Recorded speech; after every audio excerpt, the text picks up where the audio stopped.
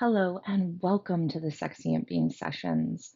Today we're going to be talking about DS play. I'm Alix Pruett, a certified sex, love, and relationship coach with a BDSM/kink focus. I work with men, women, and couples plus who want to transform their old patterns, pain, and beliefs so they can create thriving relationships that are deeply connected, playful, and fulfilling within themselves and with others. So for me, the subject of DS play can be really important. It was a pivotal change in my own exploration of self, my own exploration of sexuality, and all the ways I can be. And it can be a really big topic, but I'm going to start just talking a little bit about my own path in that. You see, I got out of a long-term relationship. And at the end of that space, I had actually completely felt like I had lost myself sexually. I had always known since I had started playing in sexual realms that I tended to identify as more of a submissive. Granted, I had not gone into my fuller explorations yet, but I felt called to that identity in particular.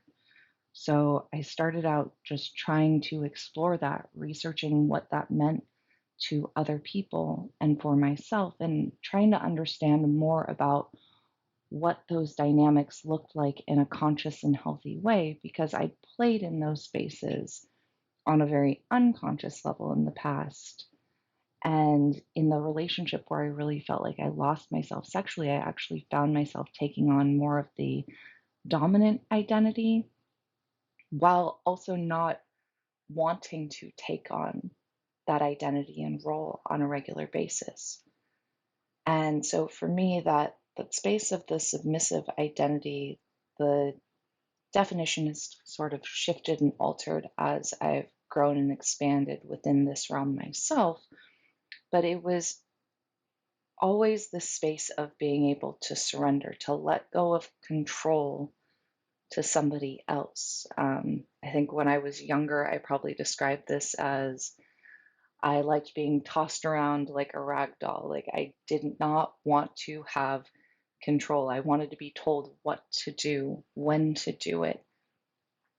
And as that's evolved, again, it is still that core of a space to surrender, to be able to hand over those reins to another person.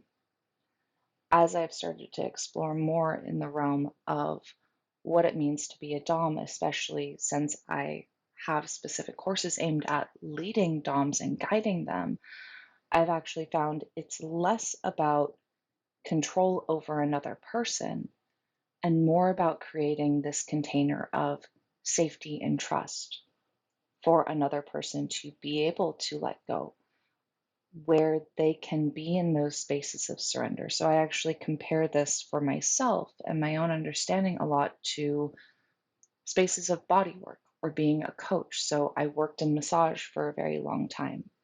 And when I was in that massage therapist role, I was constantly reading another person's body and very highly in tune with it, looking for these little flutters in the muscles or the contractions or a holding in the breath that told me there's something uncomfortable here. I need to slow down, pause, ask them to breathe. And I find that that realm of taking on the Dom identity for me is very much so the same. It's about being a leader, it's about being a guide for another person so they can feel safe to go into whatever their full experience is and be held in that space.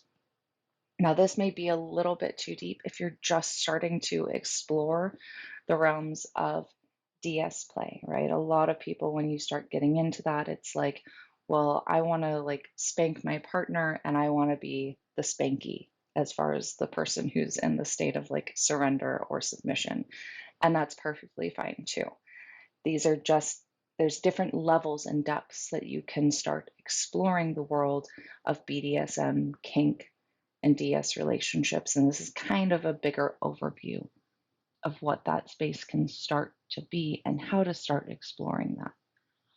I want to say the first thing with any of these spaces is definitely consent.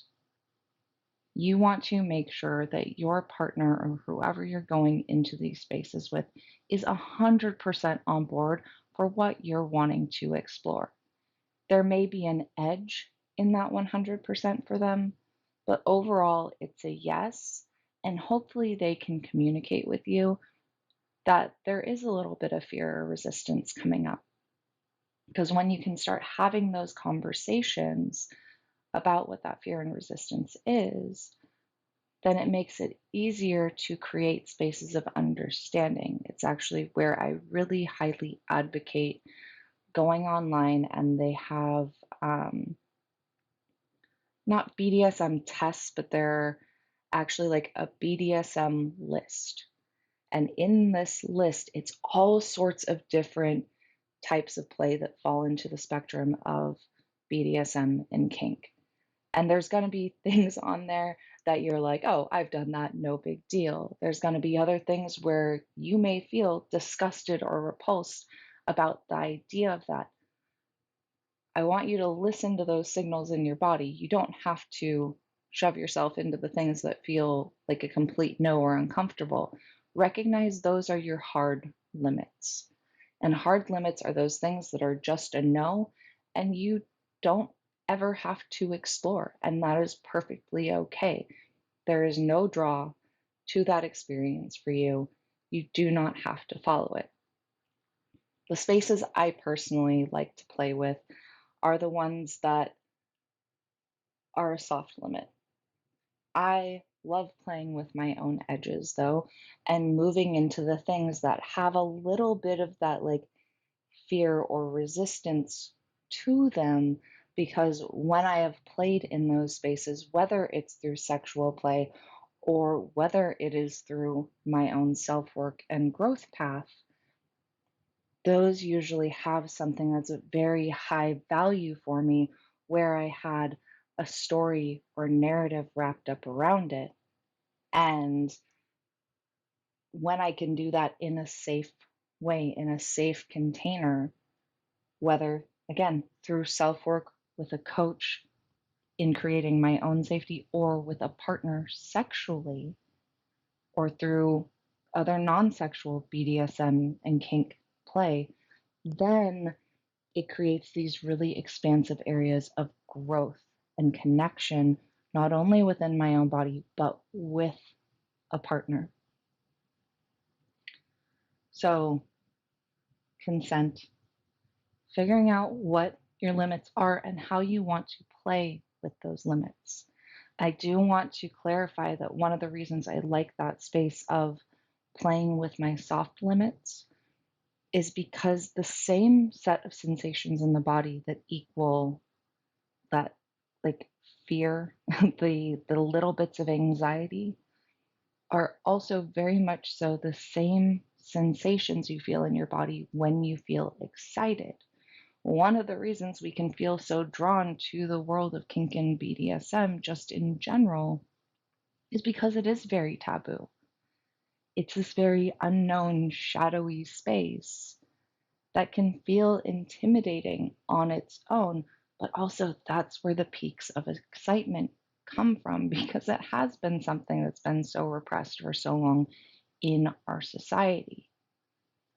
And I think one of my favorite quotes I ever came across while I was doing some of my initial research on kink specifically, it was this book that went over studying all sorts of internet data based on people's searches around sexuality and kinks, based on what people were consuming in porn. It outlined being like, hey, if you can imagine it as a kink, it exists out there somewhere for someone as a kink. And I believe the example in that was like, if you think that it's possible that somebody's kink could be fucking a goat while it's on fire, it probably exists, and it probably exists out there as porn as well. And so it was one of those things being like, oh, like everyone has their different preferences. It doesn't make anything right or wrong. It comes down to what our values are and what we want to explore for ourselves. And a lot of that play in the world of DS to me is about removing shame, removing judgment for ourselves, especially the highly conditioned versions. I do want to say there can be healthy levels of shame that exist. We can also play with those in kink and BDSM and DS dynamics in very healthy ways. I do really, really recommend if you're going to start playing with emotional layers at all, or the idea of a mind fuck, to really do your research and understand what you're playing with. Um, we do this all the time on very subconscious levels where we kind of give ourselves a mind fuck, or other people may put us in that space. And when you play in these realms without having a conscious awareness of what you're playing with, it's when you can start getting into the spaces of creating harm and trauma. And overall, that is not my goal in any of the spaces. Um, don't need to create or validate old belief systems for people that say the world is not safe in some way, shape, or form. To me, that is what's happening when you're creating trauma in another person's system. And that, again, it's a very broad spectrum. A lot of the time when we think of trauma, we think of bigger instances like somebody was in war, somebody was brutally attacked or raped, or they got hit by a car, right? And those are all instances of trauma as well. There are also small instances of trauma that can be created through relationships. And those spaces end up telling us those stories of I can, shouldn't, and shouldn't be only a certain way. And that's what I like about the world of DS play, because it can start removing those boxes of those very stagnant, stuck identities we find ourselves caught in and don't even realize we're caught in those spaces. Like there was actually a kink event that I went to at one point in time, and I found it fascinating because I've done all this work within myself about being trapped in a box or trapping myself in a box. And that fell in my self work path. Well, at this kink event, there was actually a Dom or top, I don't know how they identified in particular, who was had a little cart, and on the cart it had a clear plastic box.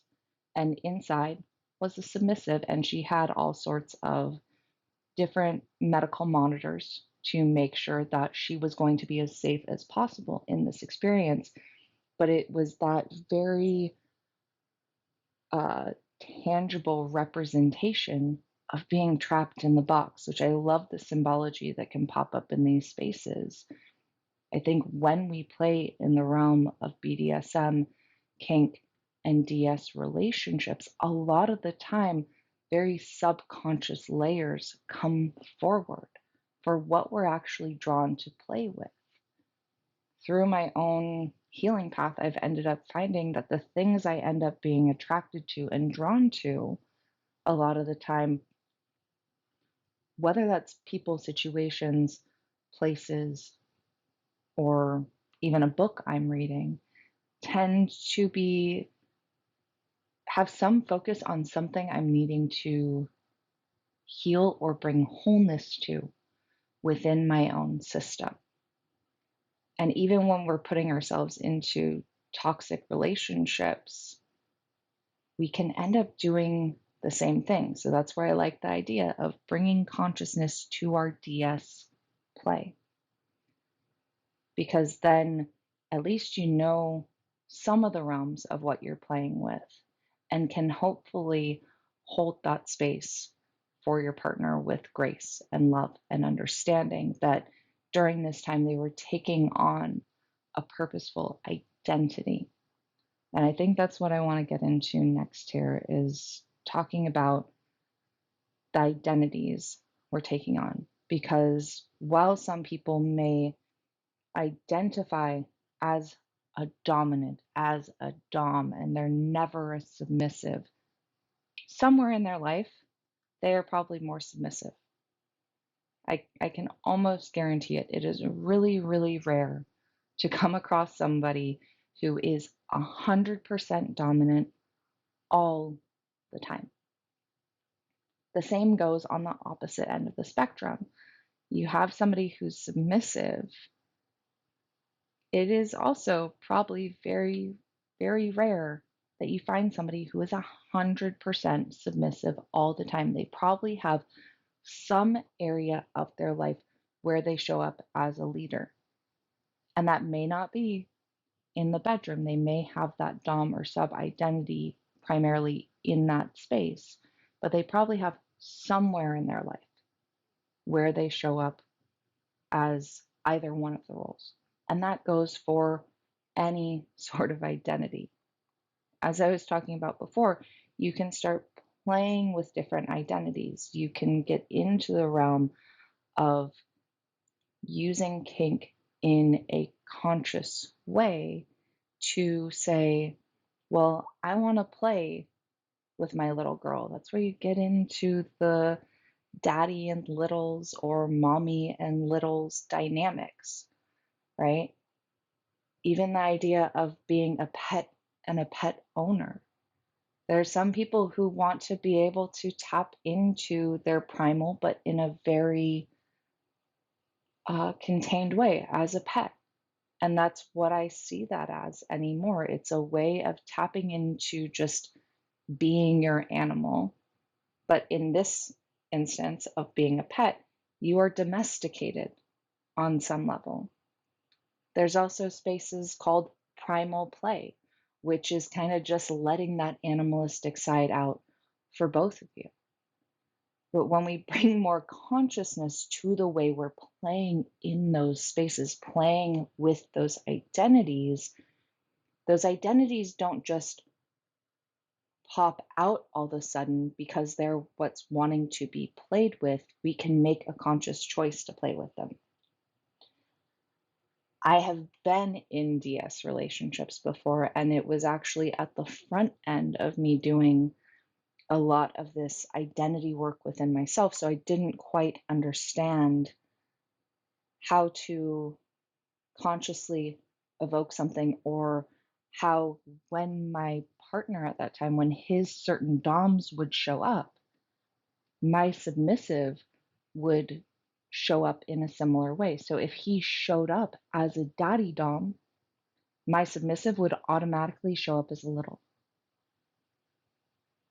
If he showed up as an aggressive dom, I don't quite know what realm my sub fell into with that, but she was very meek a lot of the time.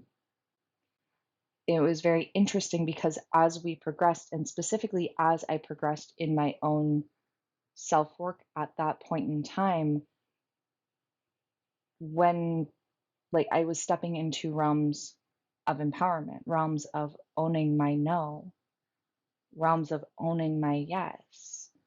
And that meek sub wasn't showing up anymore. And so it actually ended up creating a power struggle at the points in time where he would show up with his aggressive dom, because more of my brat would show up at that time, and my brat does not deal well with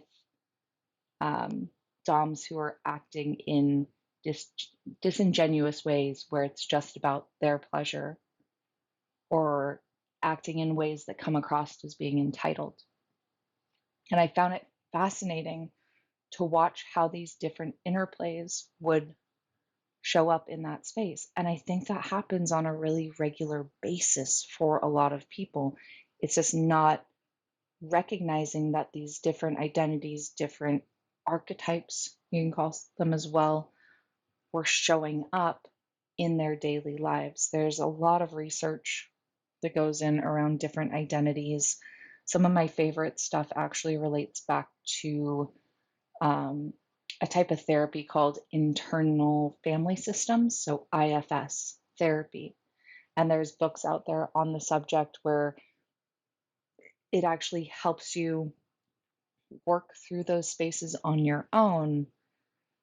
The thing I found really fascinating as I started doing that work, though, because you start giving all your different parts their own identities, almost like they're a whole different individual that lives within you. As I started doing that work, though, I was like, oh, what's it called? Dissociative identity disorder makes so much more sense. And dissociative identity disorder is where it's what people used to call multiple personality disorder.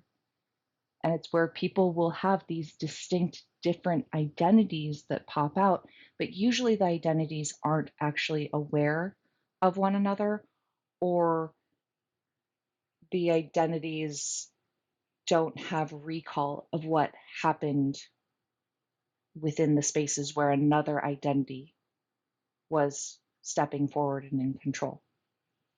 And to me, that the DID version of it is an extreme or more extreme version of it, where that person's probably experiencing different layers of dissociation as they step into different identities and different roles.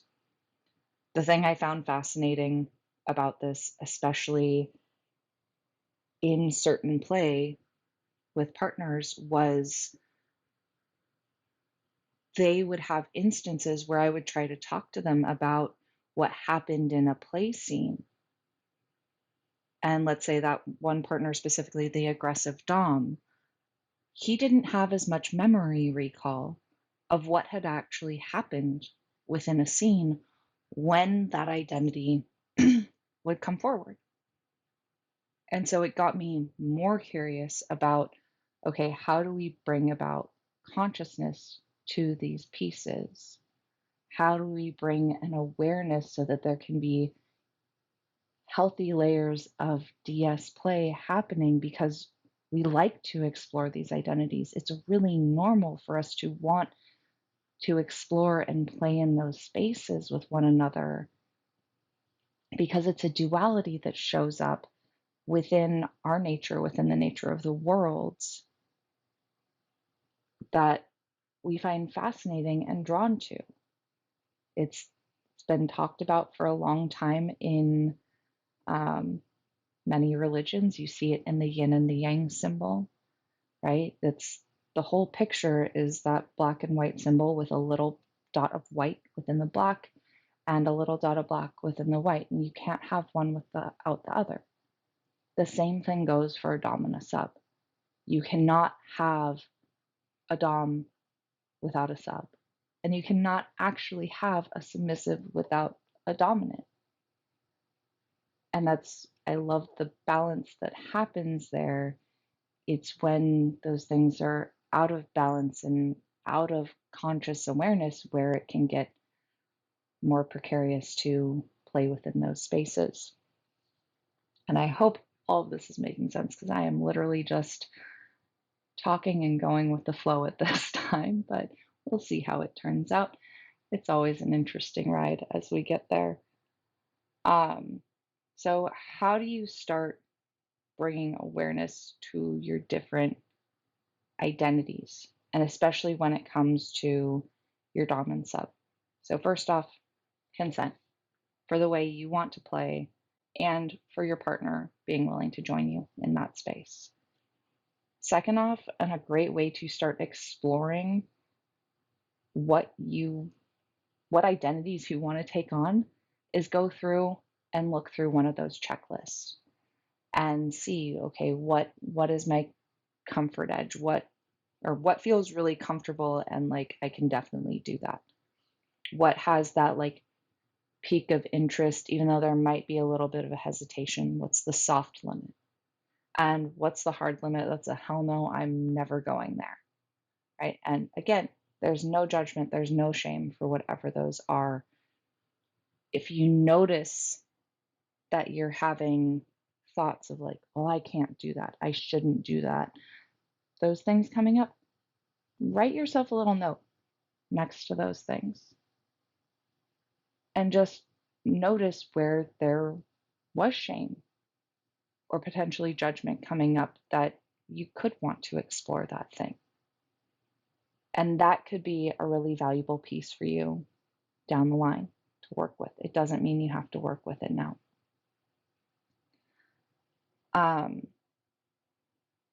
Another layer I want to touch on really quick, just so I don't forget, is safe words.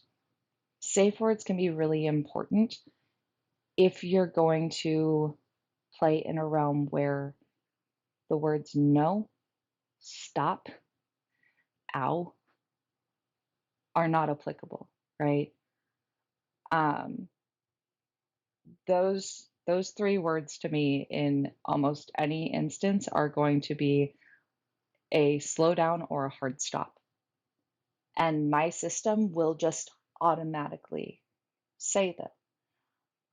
If you are playing with a person or in a realm like consensual non consent, where those words are not applicable, those are words that you can say and will not slow down or stop a scene.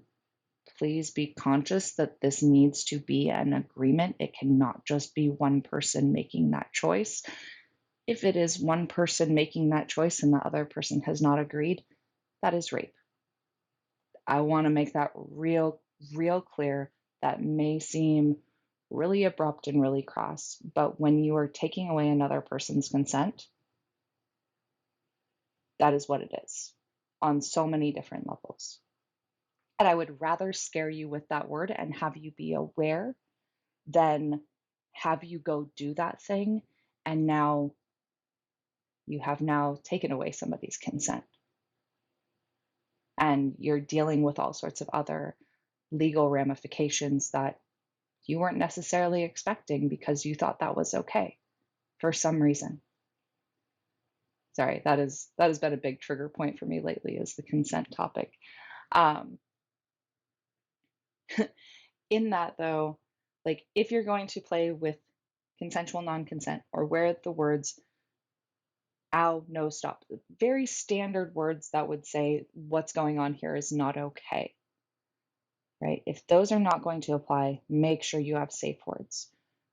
Safe words are going to be something that you would not typically say in the normal course of a play scene. Like you're not going to get into a sadist scene and or like some sort of scene. I've had DOMs actually try to tell me that they wanted this to be my safe phrase, which I was like, fuck no, I'm not doing that. Of being like, oh, fuck me harder, daddy. I was like, this makes no sense. I'm not going to tell you that. That doesn't work. That's positive validation for the thing you're wanting being told to you. A lot of people will use words that have nothing to do with the play scene, such as I've heard pineapple as one of them. Um, I know someone who ends up using Link as far as the like video game character. There are all sorts of different routes. Please have it be a discussion and again an agreement and understanding between whoever is playing. Both of you have access to those safe words, by the way. It does not just go one direction. The very like base standard. So if you go to kink events or out to clubs, a lot of the time will be red, yellow, and green.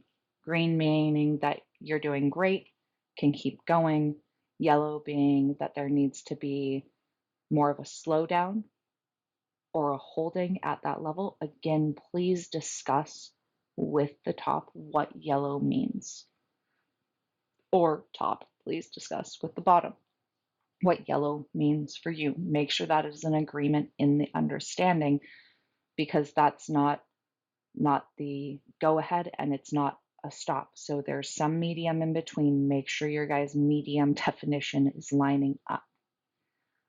Red is a hard stop. That means all things end at that point, and it goes into whatever aftercare is. So let's jump into the topic of aftercare, because if you were to hit the point of a hard stop, it's probably going to be needed on some level.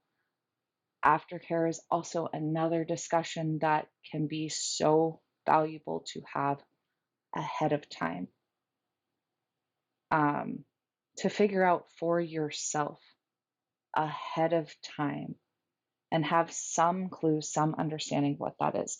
Aftercare, a lot of the time, can look like somebody just needing to be cuddled and held, maybe have a snack, some water, get like cozy, chat with their partner, right? The normal like couple connection that happens like after having sex. I know that doesn't happen for everyone always. Some people, it's not even their thing, and that's okay too. It's figuring out what works for you. There's other people who need to go sit by themselves for a while, take a hot shower, take a bath, go on a walk. Pretty much you're wanting to figure out what you need, because when you're in these play spaces and depending on what you're playing with, it can bring up different emotions. Ultimately, it brings up a really high dose on the very like physiological level of endorphins and hormones in your system. And what can happen afterwards is that you now have a crash, because you had this high dose release of all these hormones and endorphins, bringing up all these very feel good sensations and emotions in your body. Well, now those are taken away, and your system actually goes into almost immediate withdrawal. So it can bring up different emotions. It can bring up sadness. It can bring up feelings of loneliness, isolation, depression. It can bring up anger. There can be a lot of different things that come up. And it may be that you actually need different aftercare depending on what it brings up in your system. So it may be that, like, let's say you have sadness come up, and for you, crying in front of another person just isn't something you can do. Like, you don't even want to actually be touched if you're crying. There is nothing wrong with that. Just know that that's the truth for you, and that if that comes up, what is it that actually helps you regulate back to your baseline normal? What helps soothe your system so that you can regulate back through those emotions, come back to a grounded place where you feel safe and like you can go about your day? Like, one of the things I don't think a lot of people connect with, I mean, I at least didn't before I started exploring these realms, was you're actually dropping yourself into, like, when you play with these different identities, into different states of consciousness. Different identities are different states of consciousness. You can also, it's talked about more with the world of submissives. There's a space called subspace. that submissives will talk about that they end up going into. And this can look a lot of different ways, but I've been in several different states of subspace myself. One of those levels is I feel like I am completely out of my body. Another space is I am completely in my body. Uh, Another one of those is I can't actually form words. I like if a Dom asks me a question, words do not form out of my mouth. It just does not happen. It does not matter how bad I want them to come out of my mouth. They do not form, right? And again, it's different identities coming forward based on what's coming up through the play for me. And it's me knowing how to work with that. It's also me having played with those spaces in myself to realize what works and what doesn't work. I realize no matter how much research, how much you do on the front end to understand these spaces and try to troubleshoot it, like you are just creating for yourself an action plan.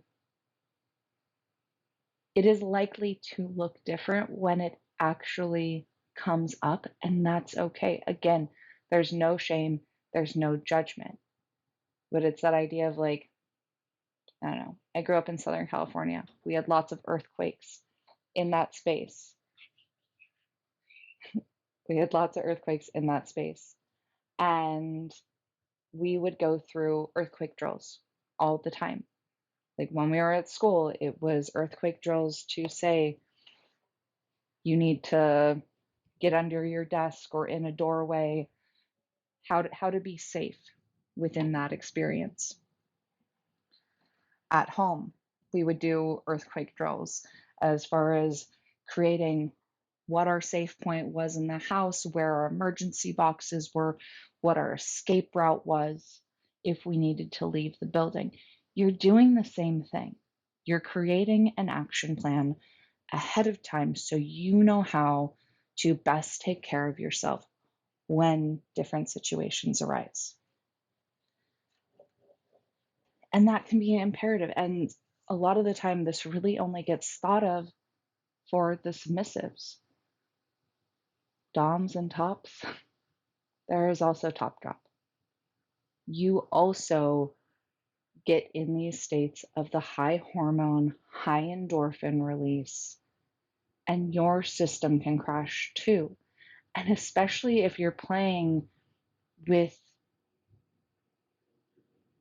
different things that can tell you a narrative about being abusive.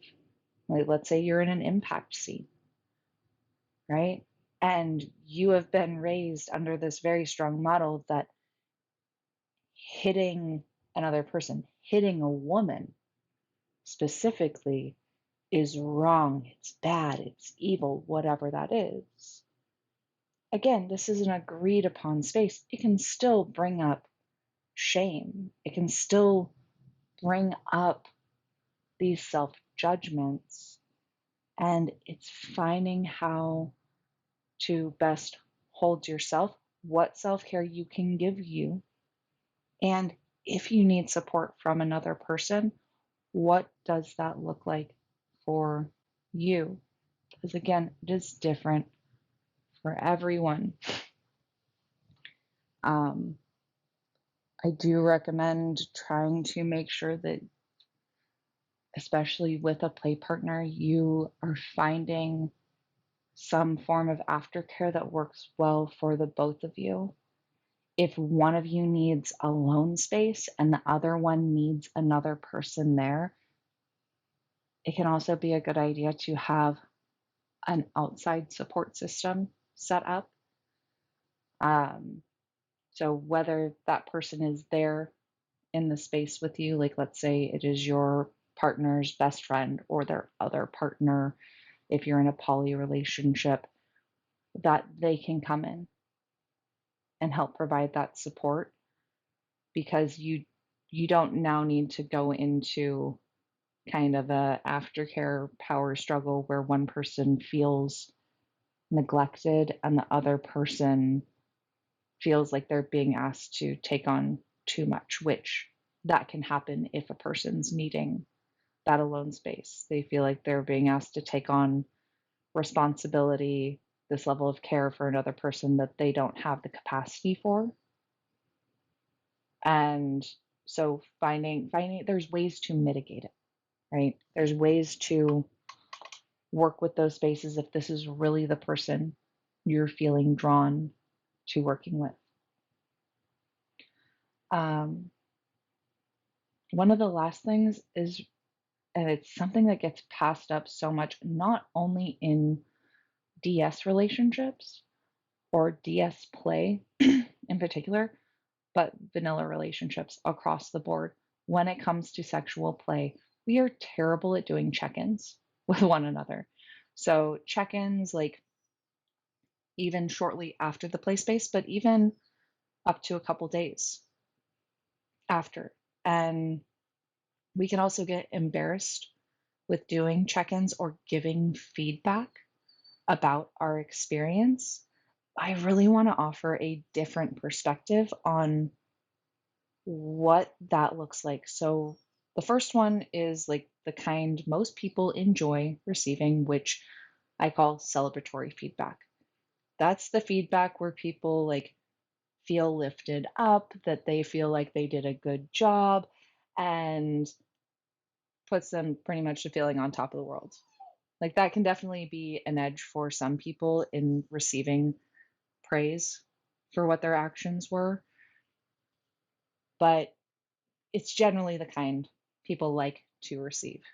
There's also the sort of feedback that most people don't like as much because the way they've received that in the past is critical, or they're taking it as being critical.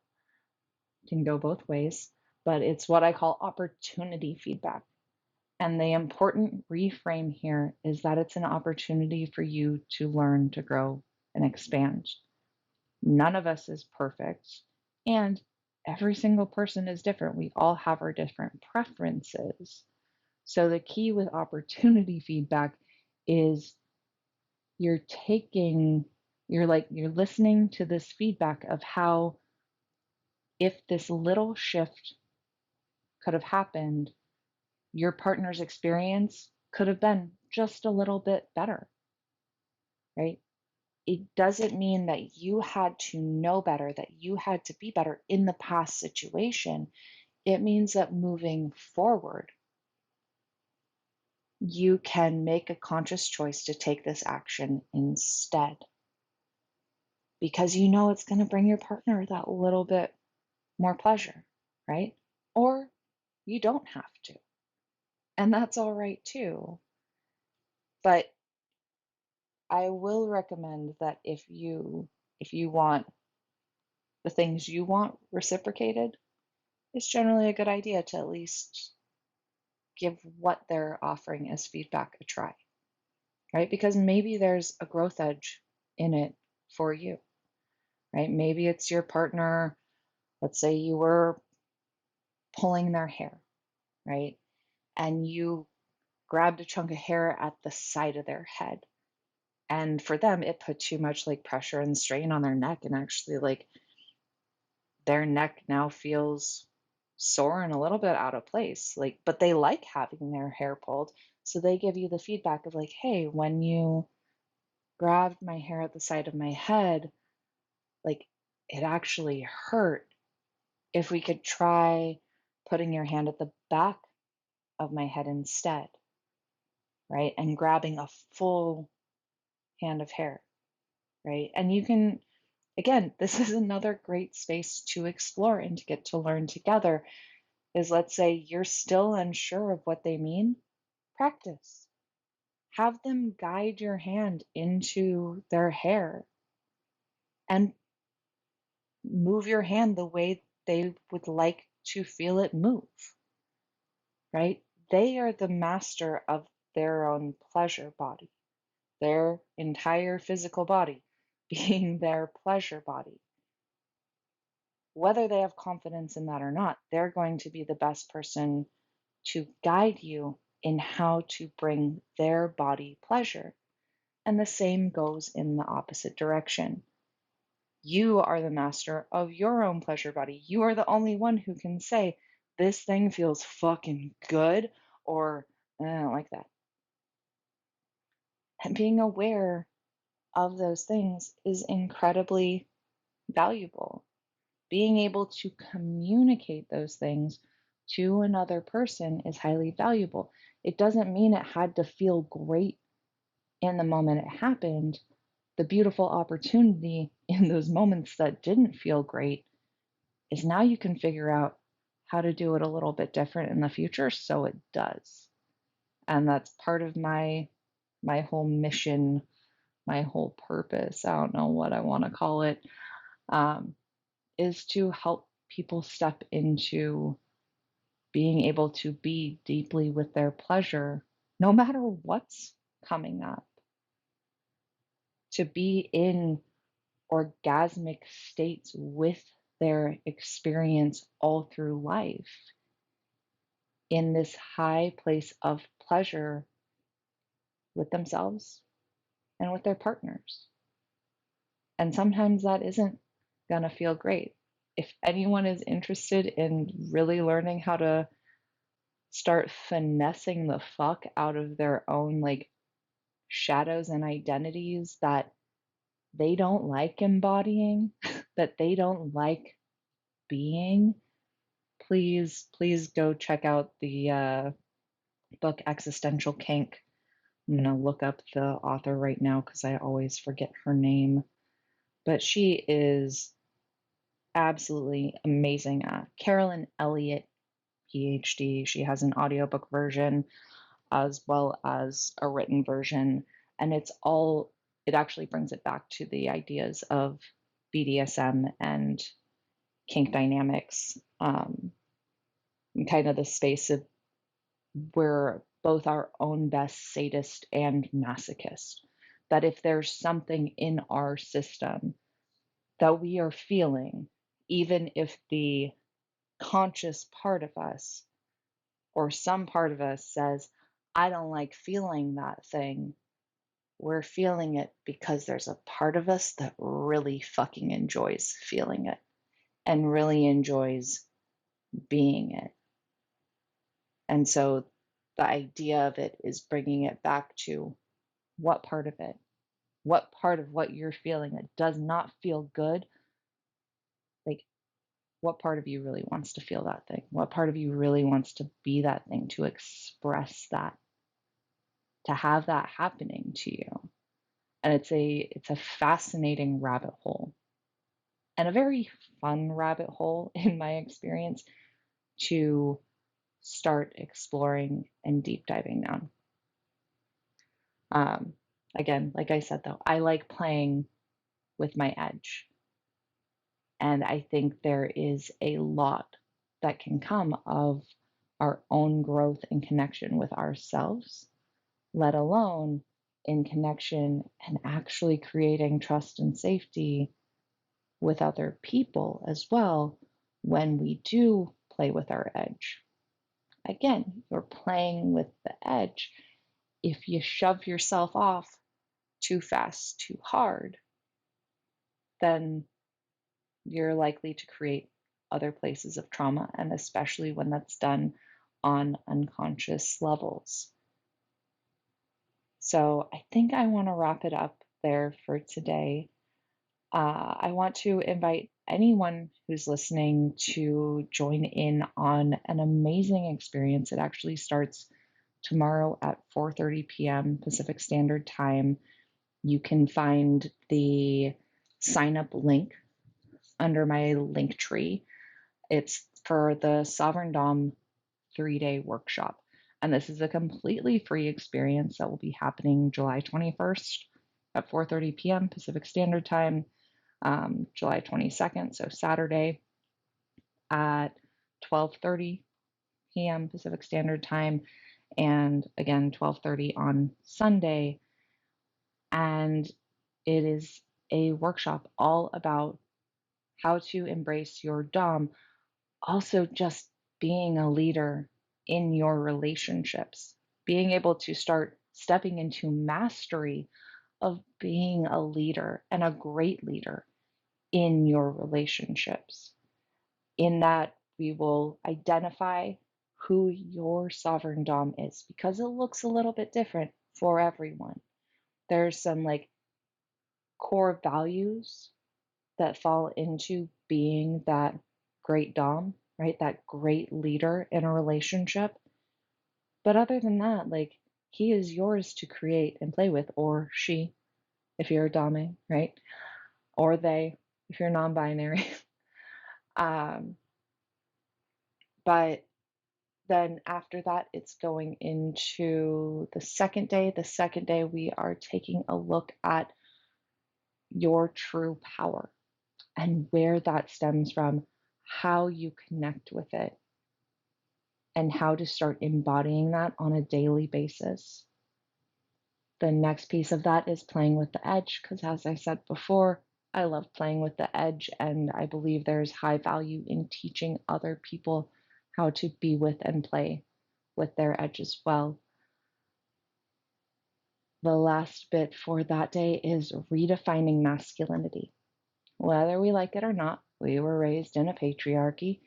It means that on some level there is misogynistic and sexist traits that run through all of us, whether male, female, non binary, whatever it may be.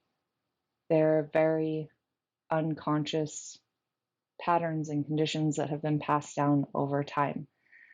There are the stories of what it means to be a man, and whether you are biologically male or female or anything else, there is high value in redefining your masculinity. I have actually had to do this for my own practice in education several times, and it is absolutely stunning to see what comes out on the back end of it, to identify what unconscious beliefs actually existed for me within that space.